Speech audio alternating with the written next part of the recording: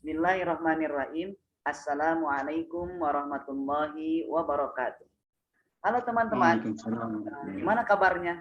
Semoga masih dalam keadaan sehat selalu ya, dan masih tetap terus ingin belajar lebih giat lagi.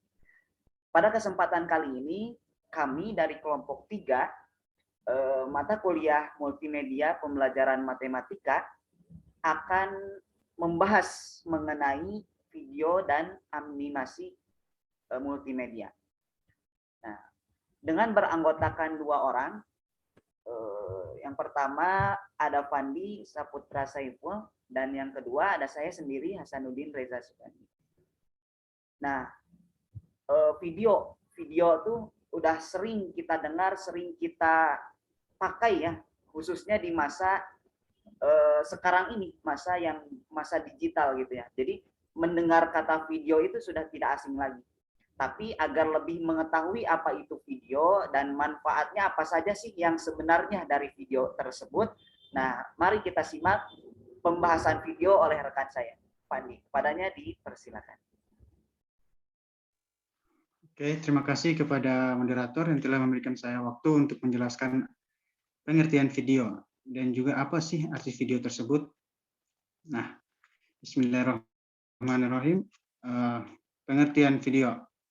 Nah, video merupakan teknologi yang berfungsi untuk menangkap, merekam, memproses, mentransmisikan, dan menata ulang gambar yang bergerak.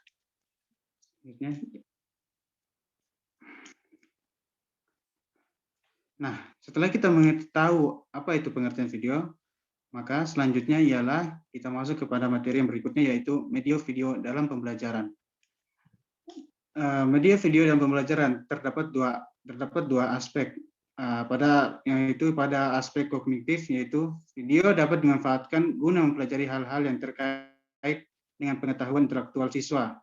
Pada aspek efektif, media video dapat dimanfaatkan untuk melatih unsur emosi, empati, apresiasi terhadap suatu aktivitas atau keadaan pada mata pelajaran pendidikan matematika. Misalnya, yang terdapat pada materi tentang operasi penjumlahan, video dapat digunakan untuk memberikan pelajaran dan contoh mengenai bagaimana seorang siswa untuk menyelesaikan soal pada penjumlahan.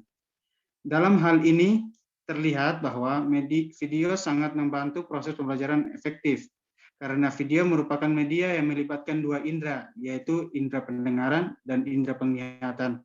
Karena apa yang dipandang oleh mata dan terdengar oleh telinga lebih cepat dan mudah diingat daripada apa yang hanya dapat dibaca atau didengar saja oleh para murid. Nah, sekarang kita harus tahu apa sih manfaat dari video tersebut. Nah, manfaat dari video itu ada terbagi jadi 11 bagian yang telah kami uraikan, yaitu yang pertama, mengatasi keterbatasan jarak dan waktu. Dan yang kedua, dapat diulang-ulang bila perlu untuk mendapat kejelasan dan kepahaman seorang siswa. Yang ketiga, pesan yang disampaikan dapat lebih cepat dan mudah diingat oleh siswa. Dan yang keempat, mengembangkan pikiran dan pendapat peserta didik.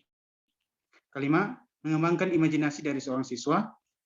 Keenam, memperjelas hal-hal yang abstrak dan memberikan gambaran yang lebih realistis dan mudah dimengerti. Dan ketujuh, sangat kuat mempengaruhi emosional seorang siswa. Dan kedelapan, sangat baik menjelaskan suatu proses dan keterampilan, mampu menunjukkan rangsangan yang sesuai dengan tujuan dan respon yang diharapkan oleh peserta didik. Yang kesembilan, semua peserta didik dapat belajar dari video, baik yang itu pandai maupun yang kurang pandai, atau bisa disebut kurang terlambat memahami lah. Nah, yang ke-10, menumbuhkan minat dan motivasi belajar. Yang ke-11 atau yang terakhir ialah lebih mudah untuk dievaluasi.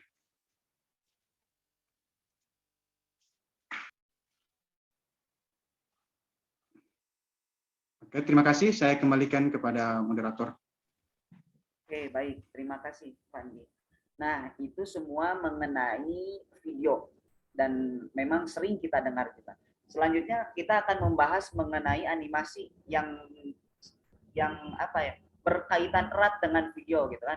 Di samping kita menampilkan video, di dalamnya pun biasanya terdapat animasi-animasi yang unik. Nah, apa sih animasi tersebut? Nah, kita bahas bersama. Animasi. Animasi berasal dari kata animation, yang dalam bahasa Inggris to animate, atau yang berarti menggerakkan. Nah, menurut Bustaman mengatakan bahwa animasi adalah suatu proses dalam menciptakan efek gerakan atau perubahan dalam jangka waktu tertentu, dan bisa juga dikatakan berupa perubahan bentuk dari suatu objek ke objek lainnya dalam jangka waktu tertentu. Nah, animasi banyak dipakai untuk berbagai macam kegiatan sehari-hari gitu ya, kegiatan di kehidupan sehari-hari, misalnya dalam proses perdagangan gitu kan, dalam proses tutorial dan segala macam yang bisa dipakai gitu kan. Nah, bahkan sampai dengan dunia pendidikan juga animasi bisa dipakai. Untuk apa? Nah, animasi dalam dunia pendidikan ini berperan sebagai media pembelajaran yang menarik. Nah, animasi merupakan salah satu bentuk visual bergerak yang dapat dimanfaatkan untuk menjelaskan materi yang sulit disampaikan secara konvensional. Animasi dapat diintegrasikan ke media lain seperti video atau presentasi, sehingga cocok untuk menjelaskan materi-materi pelajaran yang sulit disampaikan secara langsung melalui buku. Nah, jadi di dunia pendidikan, animasi video yang beranimasi ini dapat memudahkan siswa untuk memperoleh pembelajaran gitu, dapat secara lebih cepat untuk memahami konsep dari pembelajaran itu sendiri. Nah, lalu apa tujuan penggunaan animasi? Nah, animasi ini bertujuan untuk merangsang panca indera yang dimiliki manusia. Nah, itulah sebabnya dalam pemilihan gambar maupun suara dalam animasi harus sangat dipentingkan. Nah, tujuan utamanya yaitu untuk merangsang panca indera, kan selain kita melihat teks gitu ya, biasanya kan guru menerangkan, berarti kita otomatis hanya mendengar, atau jika guru membacakan pelajaran dari sumber buku, berarti kita hanya melihat dan mendengar gitu. Nah, sedangkan menggunakan animasi, seluruh panca indera kita bisa dipakai, tidak hanya mendengarkan, tidak hanya melihat catatan gitu. Nah, kita juga bisa melihat gerak-gerik atau video animasi yang begitu menarik gitu kan ya. Jadi bisa lebih memahami konsep dari pembelajaran.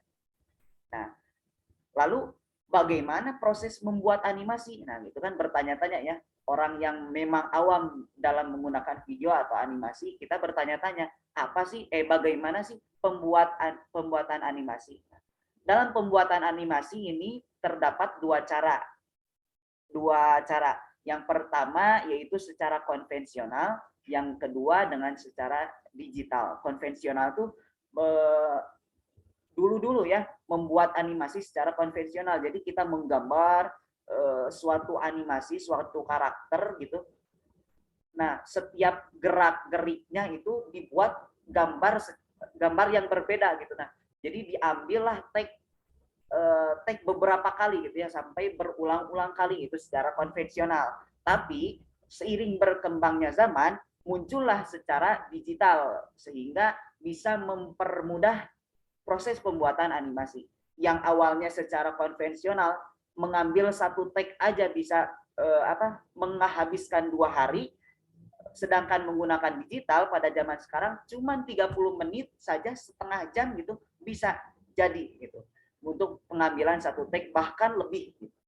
Nah, proses secara konvensional sangat membutuhkan dana. Selain membutuhkan waktu, dana pun cukup mahal, cukup besar, karena kita memerlukan properti yang cukup banyak gitu kan. Sedangkan proses pembuatan digital ini cukup ringan atau tidak membutuhkan biaya yang cukup banyak, hanya kita membutuhkan PC sebagai alat untuk pembuatan gitu. atau bisa juga menggunakan gadget ya, apalagi saat ini dengan berbagai macam aplikasi yang bisa kita gunakan untuk membuat animasi ini. Nah, sedangkan untuk hal perbaikan, proses digital ini lebih cepat ya. Dalam digital ini akan lebih cepat dibandingkan dengan proses konvensional. Ya jelas, karena perbaikan tadi ya, perbaikan dalam satu frame atau dalam satu take pengambilan gambar secara konvensional ini bisa berhari-hari untuk memperbaiki, bahkan jika salah ketika pembuatan di pertengahan gitu, kita harus memulai lagi dari awal gitu kan. Nggak kebayang ya. Jadi pembuatan animasi pada saat zaman dulu itu bisa menghabiskan dana, waktu yang cukup banyak, dan orang-orangnya pun harus ekstra sabar berarti ya gitu. Nah, sedangkan proses digital ini untuk perbaikan tidak perlu dari awal lagi, hanya frame atau hanya take atau gambar pada saat itulah yang harus dirubah gitu, tidak perlu dari awal lagi, pengulang dari awal. Nah, adapun keuntungan dari menggunakan animasi ya, banyak keuntungan-keuntungan yang bisa kita dapatkan dengan menggunakan animasi. Yang pertama yaitu memotivasi siswa untuk memperhatikan materi. Nah, jadi kan selain terdapat teks, di sana pun terdapat gambar-gambar sehingga siswa lebih menarik atau tertarik dalam memperhatikan guru sedang menjelaskan. Nah, yang kedua, menampilkan aksi-aksi yang tidak terlihat atau proses fisik yang berbeda. Nah, jadi kita bisa menggambarkan suatu proses yang sedang guru sampaikan ini, kita tampilkan bersama gitu menggunakan animasi agar si anak atau siswa peserta didik bisa lebih melihat, jadi terjun ke lapangan gitu. Oh, ternyata seperti ini gitu kan. Jadi siswa lebih enak.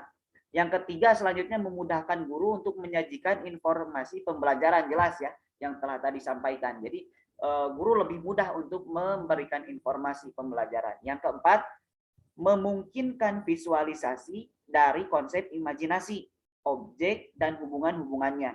Jadi selain kita menggunakan teks kan gitu, dengan menggunakan animasi ini kita bisa memadukan antara imajinasi kita kan, lalu objek yang kita inginkan gitu kan, bebas ya menggunakan animasi itu sesuai dengan apa yang kita inginkan, imajinasi, tapi tidak keluar dari materi yang disampaikan.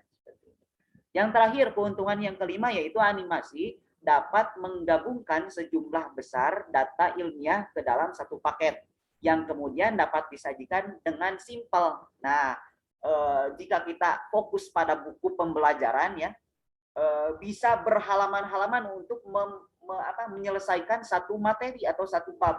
Nah, sedangkan dengan menggunakan video animasi, kita akan lebih meringkasnya gitu. Dalam satu video saja kita bisa menampilkan satu bab full gitu. Sesuai dengan materi, maksudnya tidak mengurangi atau menambah-nambahkan gitu. Nah, itu merupakan keuntungan-keuntungan dari menggunakan animasi. Nah, selanjutnya selain keuntungan, pasti ada kelemahannya atau kekurangannya. Nah, apa saja kekurangan dari menggunakan animasi? Yang pertama, yaitu memerlukan tempat penyimpanan atau memori yang cukup besar. Nah, ini permasalahan yang paling utama ya. Seorang guru harus mempersiapkan beberapa video gitu, berbagai materi, dan otomatis ruang lingkup atau memori yang kita miliki ini akan terpenuhi ya lama-kelamaan. Beberapa video kemudian gitu kan kita akan memenuhi memori sehingga tidak lagi cukup atau kita memerlukan memori yang lebih besar gitu.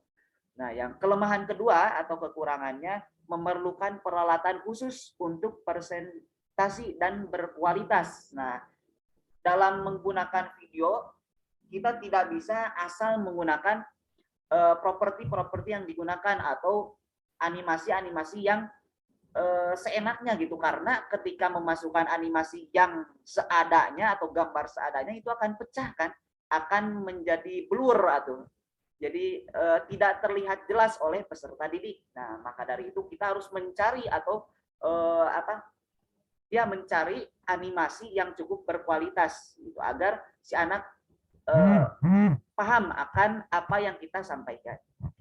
Yang ketiga, kelemahannya yaitu animasi 2 dimensi tidak mampu menggambarkan aktualisasi seperti video atau fotografi. Nah, jadi animasi 2 dimensi ini kan artinya tidak bisa dilihat dari berbagai sisi ya. 2 dimensi itu berarti kan hanya bisa dilihat dari depan, sehingga jika menggunakan animasi orang yang berada di pinggir, di belakang itu tidak bisa memperhatikan. Ya iya jelas, karena kita harus fokus di depan layar gitu ya, layar yang akan ditampilkan video tersebut, video animasi, sehingga hanya bisa orang-orang yang hanya di depan saja gitu yang memperhatikannya.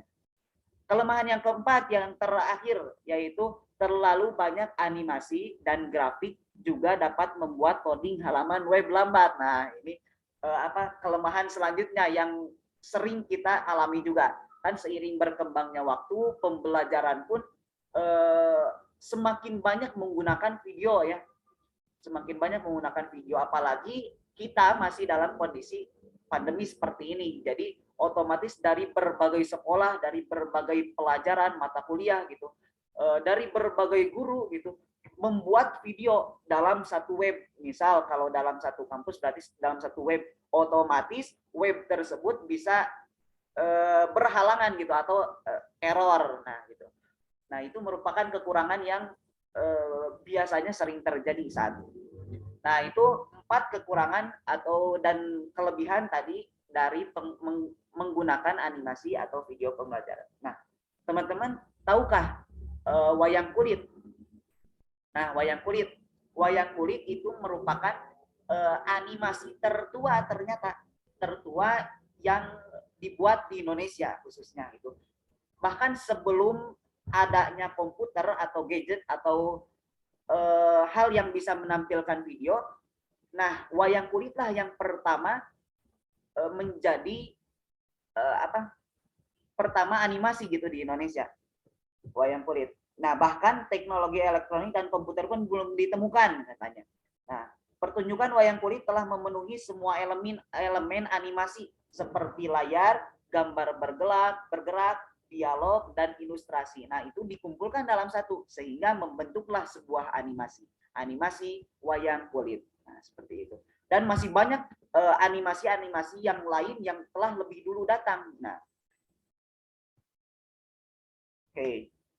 Nah, selanjutnya di sini kami memiliki beberapa contoh video atau animasi yang telah kami buat ya, contoh minimal gitu. Bisa kalian perhatikan bersama-sama ya.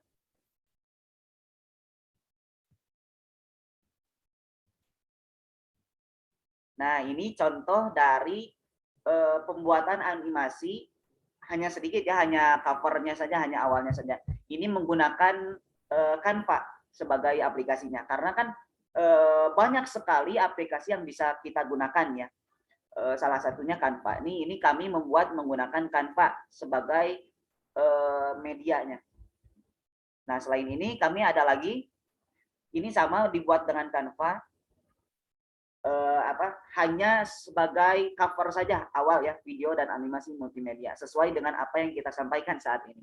Nah, selain ini ada lagi, ini kan cuma cover.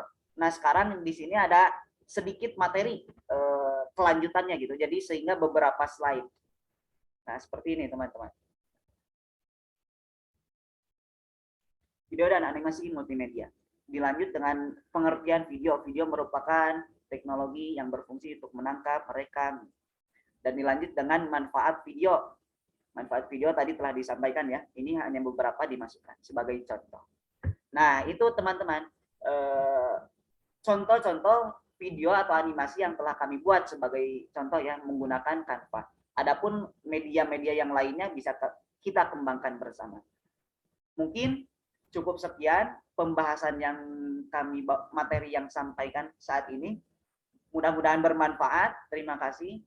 Ditutup dengan bacaan hamdalah bersama-sama. Alhamdulillahirabbil alamin. Alhamdulillahirabbil alamin. Majelis. Subhanakallahumma wa bihamdika. Subhanallahumma wa bihamdika asyhadu an la ilaha illa anta astaghfiruka wa atubu ilaik. Assalamualaikum warahmatullahi wabarakatuh. Waalaikumsalam.